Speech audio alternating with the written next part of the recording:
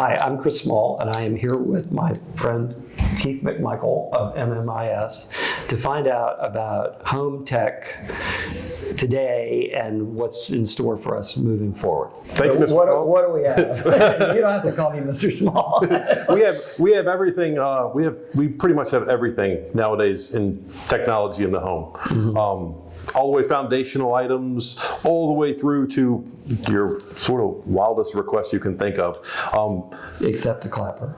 Except the clapper. Yeah, the clapper's hard to get. But for our most important thing we install in every home is the network, the Wi-Fi. Everything in your house now is going to be on the network, from your smart appliances to your washers and dryers to your light switches to pretty much all of your components. So number one thing we install in a home is the network. It's just like the foundation of your house. Without a good network, everything else is going to suffer. And so y'all do this with like new construction, or do you do retrofit? Both. As well. We can go to an existing home that's built and we can put in fantastic Wi-Fi. We can go to a brand new home and plan it and design it with heat maps to show what we'll get per signal, and not only give you coverage in the house, but give you coverage in the backyard. So when we add in the sound system for the backyard for an entertainment space, you can then control your audio, your Sonos music from your app in the backyard on your home Wi-Fi. That's pretty awesome. Everyone needs it. Yeah. It's like the more you use it, the more dependent you are on it. Well, that's just it. And there's so many other things in the house now. Most cars want a Wi-Fi connection. There's a lot of Wi-Fi that will not broadcast to the driveway.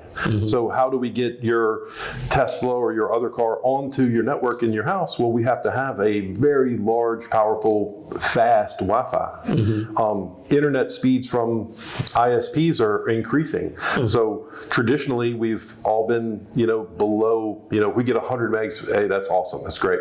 Nowadays, we're talking at a minimum of 1 gig. And in the very near future, we're going to start to see speeds that go all the way to 10 gig. Wow. So all the residences, new retrofit, existing homes, we're trying to be sure we prepare for the future of the internet being, up to 10 gig.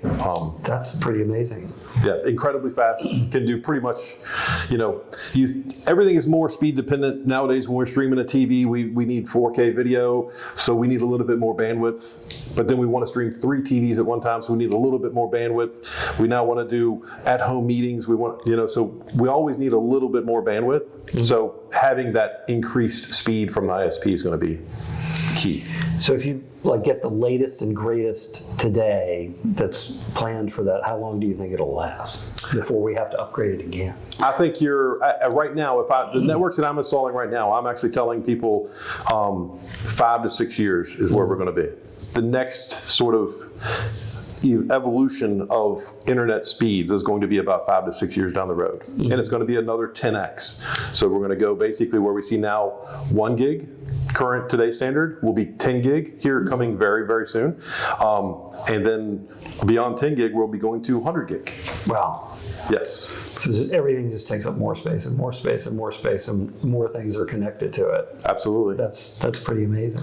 And the more bandwidth each device needs, the more speed we need from the ISPs. Wow. So your company does TVs, sound systems, security, the whole system. Everything in the house, electronics-wise, basically we say, if it doesn't shock you, we offer it. And if it shocks you, we hire somebody else to do it. So we, from all the way from burglar alarm, security, to video doorbells, traditional camera systems, all the way through your, obviously your network, your Wi-Fi, AV, Sonos, whole home audio. Lighting control is massive right now. Automated shades, one of our most popular categories currently.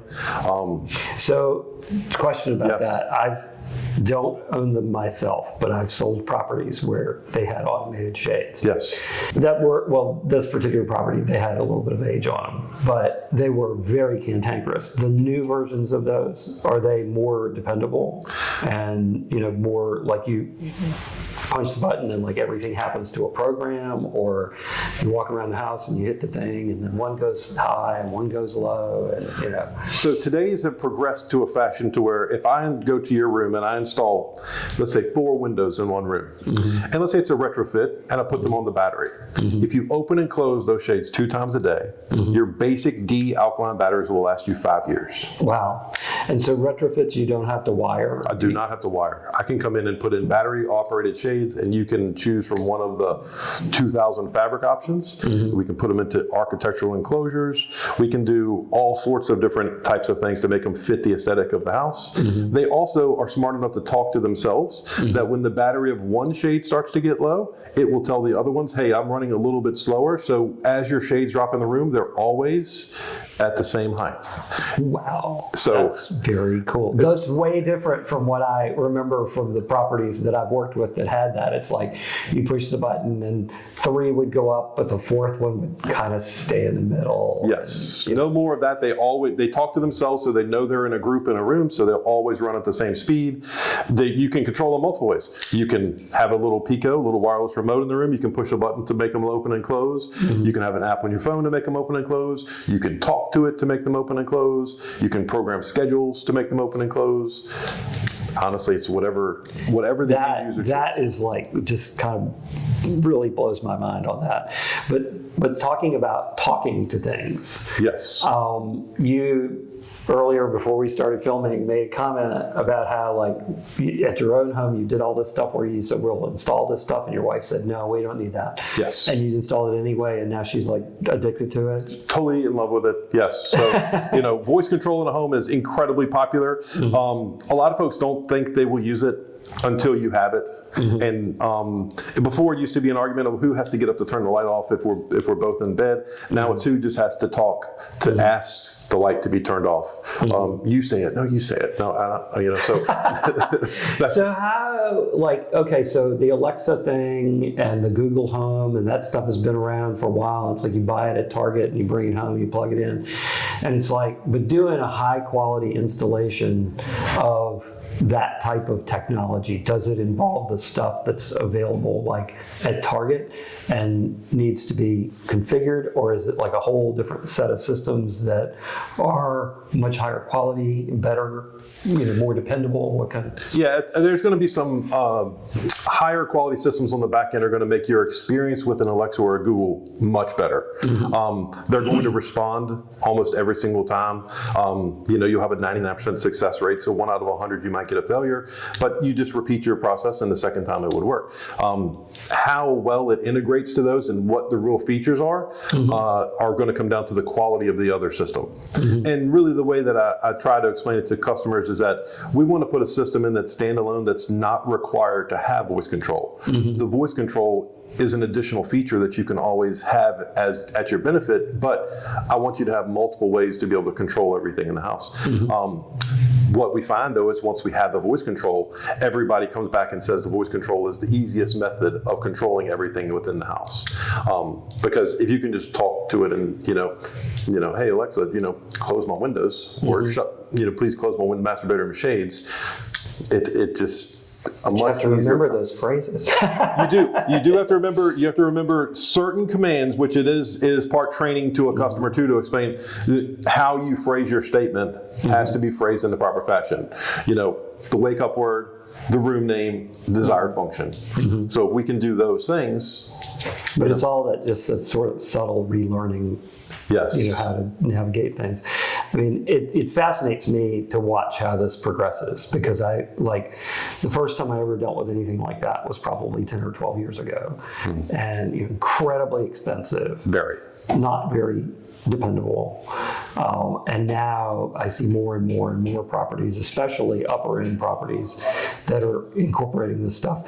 But also seeing, other just sort of regular houses, automatic door locks, and it's, we had a house where it had automated door locks, and the homeowner, if he had his phone and he walked up to the front door opened. Absolutely. Or the lock opened. And then he closed the door behind him, and then the lock automatically locked. It was a little dicey during an open house when you want people to walk in, but it kept locking. But I live in an old house.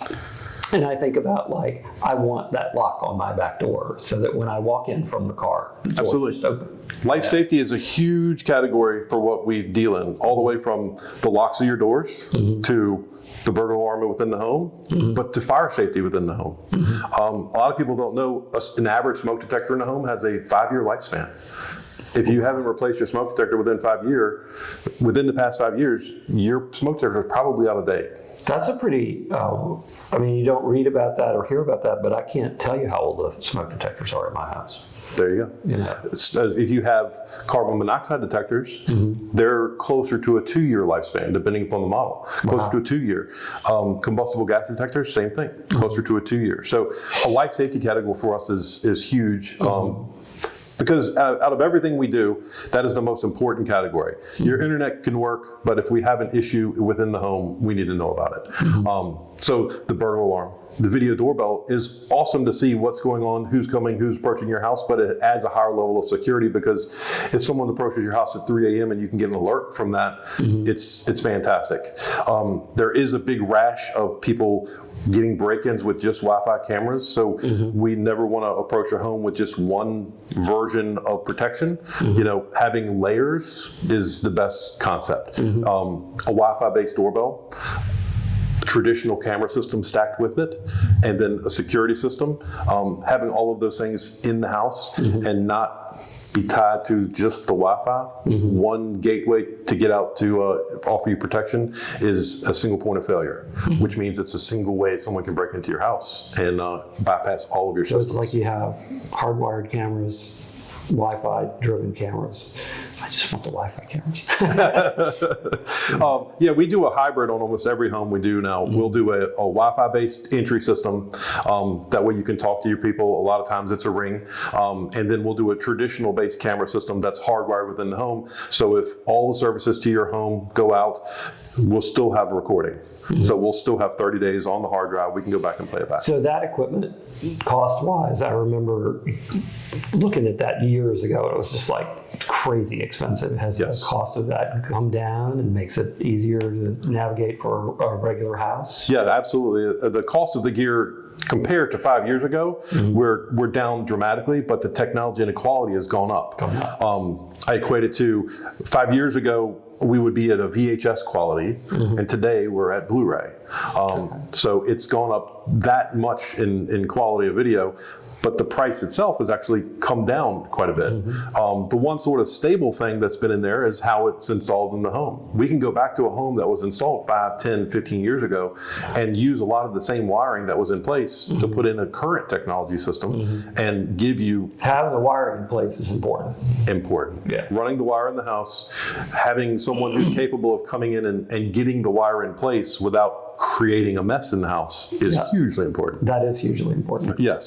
So if we have all of that done, then we can easily go ahead and add in whatever other technology is decided to be put into the home. Cool. So it fascinates me. So what would you say is the most important thing that people should add to their house from a quality of life, safety level kind of thing? It's hard for me to narrow it down to one because most of the time... How about your top three? My top three, okay. My top three. One is going to be network Wi-Fi. Okay. 100%. I've never received the complaint, my internet is too fast. I'm sure you never will. But the other version of that, my internet is too slow, we'll hear quite a bit. So network Wi-Fi, because that's the foundation for almost everything else. After that, it comes down to me for realistically, it's life safety, whether it's security cameras or secure burglar alarm in cameras. We want life safety is my next most important thing. After that, it's entertainment. Whether we're doing a frame TV mounted to the wall so it doesn't look like a TV, it's now art when the TV is off. Whether we tie it into a sound system, so we talked about voice control, where now you can just ask your house to play your song on your music and you don't have to get your phone out anymore or do anything. And so the third sort of most important area is the entertainment, because that's how you're actually enjoying your house. What's the point of having all of the stuff in your house if you can't actually enjoy some of the features and have it easily enjoyed? Well, and that's the key, because so much of the technology, the learning curve on the older pieces is frustrating. Oh, yes. And it's it's getting easier and easier and easier. And so, when you walk in and go, play my favorite movie or whatever, and it works. That's really cool. Something to be said for that. Yeah. When we used to have to install systems and it was 19 components and we were like, okay, here's our 19 different remotes we're going to compress down into this one thing, and it was a lot of things. Nowadays, it's down to where we don't need all of those components anymore. We used to do new installations where we would have in a room in the house dedicated for racks worth of equipment and just all this stuff. Seeing all of that. Don't need it anymore. You don't. That's really awesome. The new installations we're doing a rack that basically is about 19 spaces, so it's about 2 foot, 3 foot tall, and that houses everything for the entire house. That is really super cool. Yes, so it's great. Love it. Well, I appreciate your coming out to talk to us about this, and I also want to thank you for all the really good advice and work that you've done for a lot of my clients over the years. Well, we appreciate the opportunity. And we always like to work with you. Well, the feeling is mutual. So thank you very much. Thank you. Awesome.